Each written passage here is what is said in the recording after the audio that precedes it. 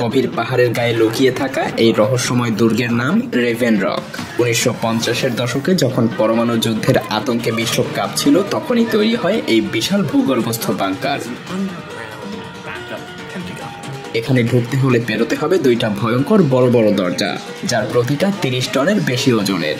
আর এই দরজা বসানো হয়েছে বিশেষ স্প্রিং এর উপর, যাতে করে যে কোনো বিস্ফোরণের ধাক্কা সহজেই সামলে নিতে পারে।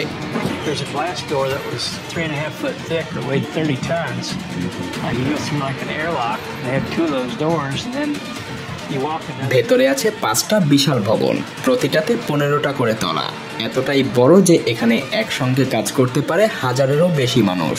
আছে নিজস্ব পানির উৎস, বিদ্যুৎ উৎপাদনের ব্যবস্থা, হাসপাতাল, এমনকি সেলুনও।